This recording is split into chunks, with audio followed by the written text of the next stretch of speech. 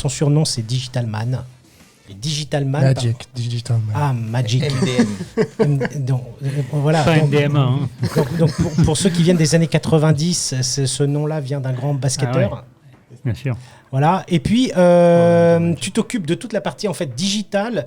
Peut-être inspiration. C'est toi qui envoie les citations qu'on voit un petit peu sur les réseaux, non? Ou tout ce qui est vidéo, t'essayes de capter un petit peu le bon message. En fait, pourquoi je dis ça? Un petit peu parce qu'une fois, on s'est vus ensemble. Et puis, pendant qu'on parlait d'une manière plutôt conviviale et puis hors contexte... Tu as vu un second Olivier? J'ai vu un Steven qui filmait en fait Olivier pour capter des moments peut-être clés, importants à utiliser sur les réseaux sociaux. Et j'ai trouvé ce concept intéressant parce que, en fait, c'est pas quelque chose de préparé. Et donc, sur le côté... comment je pourrais dire, improvisation, tu captes le message et c'est là que nous, de l'autre côté, en audience, on voit de temps en temps ces choses-là parce que on parle souvent de vous au niveau de la partie, réseau social parce que vous avez beaucoup une grande communauté auprès de LinkedIn et de Facebook. Et tu pourrais nous dire un petit peu plus sur ce que tu fais, Steven? En fait, au niveau de la communication, c'est simple.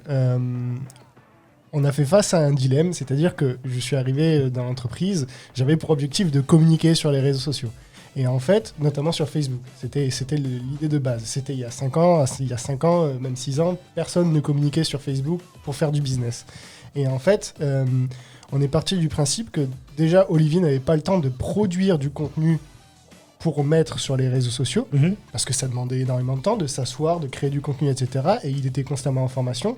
Et en plus de ça, je suis parti du principe, et je tire ça de grands coachs américains, notamment sur la partie digitale, comme Gary Vee, que quand on veut créer du contenu, le mieux c'est de documenter et de ne pas chercher à créer.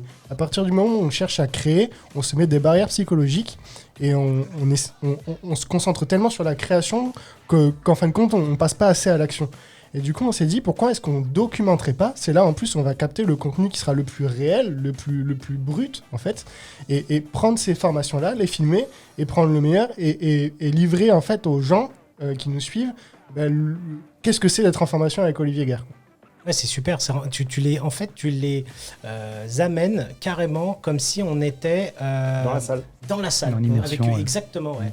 J'ai vu, il y a quelque chose comme ça. Il y avait une émission qui traitait en fait du succès des youtubeurs et ils participaient au même format, c'est-à-dire qu'ils étaient entre potes en train de se filmer et la caméra était en fait le 5e œil, mais permettant aux téléspectateurs de dire tiens, je fais partie de l'audience, je fais partie de la salle, je fais partie en fait de la même activité.